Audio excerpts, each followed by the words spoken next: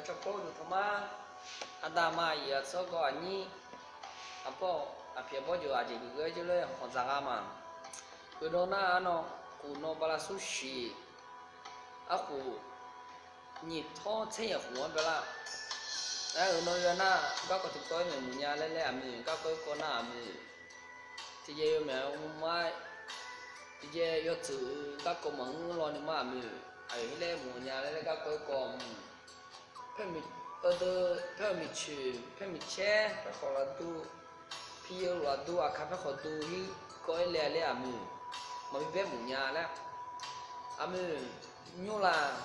ยูมืออาจจะสภาพสมาเอาโชว์เดือดสัมผัสขาเดี๋ยวสปอร์ตล่าสัมผัสขาเอาโชว์อันนั้นหัวโชว์อาจจะมาตั้งหัวโชว์มือเดือดเอาบ่าวบ้านเนี่ยลาเดิมมาเราไม่ถามมืออาโชว์ประเทศเนี่ยงาจีกุลาเนี่ยว่าเราหน้ามือผู้บ่าวบัดจีท้อที่ท้ออันนี้สิหัวเนี่ยล่ะที่ท้อสิหัวผู้บ่าวมือผู้พ่อเอาพ่องาเดียโอเคก็มันด่านแล้วเขาละยาลามือเขามาประเทศดีอ่ะเพราะเนี่ยคนเนี่ยมือที่ท้อนี่สิหัวเนี่ยโอเคก็มันด่านผู้บ่าวเอาพ่อจะว่าสร้างพ่อเดียสมัยเขียนพ่อมือขับรถที่พ่อห้องนั้นน่ะมือขับรถดีขับรถมาเลยห้องนั้นน่ะมือเราพออีเราอยู่เนี่ยไงน่ะมือเราอะไรเราพอกระดวงอ่ะเป็นเดียเดพอกระดวงที่พออัตพอลงไปเชียงควาลุละฮีเวียนจันทร์สักอยู่พักไก่พอเดียเดพลาอเมริกาอลาเนี่ยที่เตล่าพอดีอ่ะเพราะนั่นสู้น่ะมือเดิมมาอาคาแล้วมึงเราสู้นักแก่ที่อาจจะละพอมงกันเดเจ้าฟ้าปัจจัยเขาอ่ะอันนี้เจ้าปัจจัยเขาอ่ะเดเดี๋ยวพอเดิมท่านเราไปเชียงขวาไปก็น่าดีละกันจ้ะฉะนั้นดีถ้ามีคนละงานเนี่ยแทนที่พูดซีที่พูด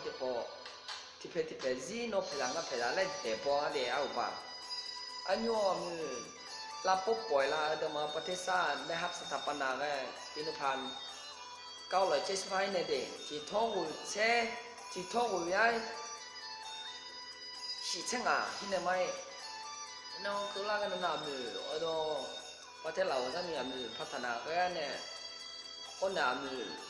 30สร้างกันเนี่ย68ส่วนเผาไอ้ลามือลามปี2012ในหน้ามือ49ส่วนเผาเนี่ยเขาอย่าง49ส่วนเผาใน1ชาติเดียวซาเราเพราะแล้วเนี่ยจนเนี่ยเราสร้างส่งเสริมการนุ่งถือมือโคบรรดาส่วนเผา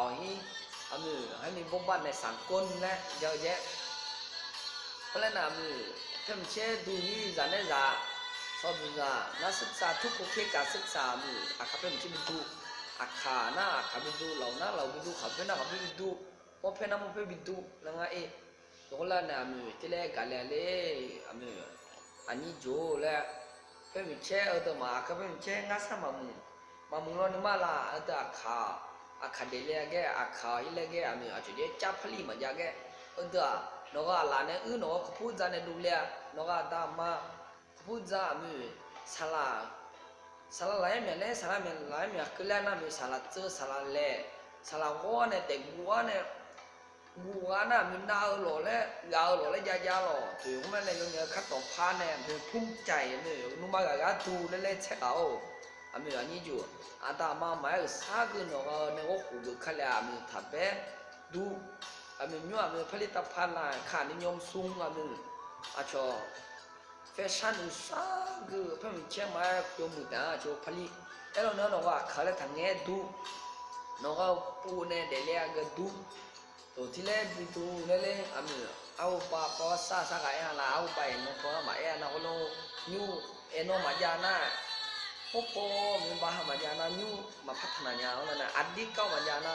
ปัจจุบันนะเขามาอย่างอะไรอย่างจังเลยนะประวัติศาสตร์การเรียนรู้ประวัติศาสตร์เพราะงั้นในยุคปัจจุบันเนี่ยในอนาคตพัฒนาเลยตัวที่น่าเขาบอกกล่าวเราถามว่าโซ่ว่าเสียเนี่ยเพราะงั้นในใจเรียนมือเพิ่มชื่อดูและตัวมือทางเนี่ยมันมาดูแลสัตว์ตัวเนี่ยอาคาเพิ่มมามือและอาคามาอาชอบอะไรขลายะ อาจจะข้าแก่สัตว์กูน้องข้าเดลียแกก็แล้วพัดเจอข้าดูข้าเดลียแกน้องตามาเนี่ยกูดูเลียแกแล้วเจ้าตัวมาข้าเล่เดลียแกเพราะงั้น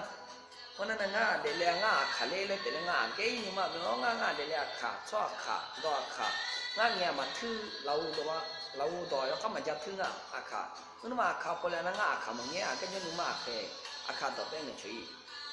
ข้าชนะมันเราไม่สิ่งข้ามาสักอุปะใครข้ามาผู้สันติบอกเกี่ยวมาข้าโจยจุ่มไม่เพราะนั้นยูโนเพ่มิเชบิตูเลยเพ่มิเชบิตูเลยเอเลียเลยอันนี้มาตูยาชดเชมันนะจางยังเอาเชี่ยกันก็ยังเชี่ยกันดูในนู้นมึงเว้ยเพราะงั้นจะหูจีเลยเพ่มิเชน้องข้าแต่มาอยู่ป่าวอันขาน้อยบิตูยูน้องไม่บิตูอันนี้พอว่าพัดน้องบิตูถ้าจะเดียกบิตูนู้นนี่มาข้อมีคือน้องบิตูมาบิตูแล้วทำให้ว่าจบกว่าจารัฐบาลแต่มองมาสมผสมมามีนั่นยงไปว่าสักการเนแล้วยังเดือดว่าเราสักการเนในบิตูอันนู้นจบเสื้อเบ้มาเสื้อเบ้เพื่อพูดเลยบิตูว่าเจอบิตูเลยเจอคนแม่เนี่ยจบสักการเขาโชว์อุ้ยเดือดขาแล้วเพราะงั้นน้องสลักเช็ดน้องอยู่สลักเช็ดได้ดูอาจจะเกิดนี่มาที่เล็กเลยเองเพราะงั้นเนี่ยคือมาถึงเรามาเด็กเนี่ยแต่ว่าจิโร่บัตรเนี่ยที่จะเชียร์ก็เลี้ยมึงแต่สิทุกมึงเสียดายทักขละเนี่ยมาบอกเดี๋ยวเราก็มีมึงสักก่อนอันตามาจูเอ็มตาเบล่าเนี่ยจะเลี้ยเขาแล้วเนี่ยคือตัวมาถึงมาทำมามัวเรานี่มาเสียทักขละเพราะงั้นเนี่ยขาที่ซบโอ้ยมามุยมาใส่เลยเบี้ยมุยนี่จูเขาเลยเบี้ยมุยแล้วก็จะพละชอบว่านี่จูเนี่ยที่เรามาข้ากลัวคือน่าก็พูดถูกเพราะมาเด็ก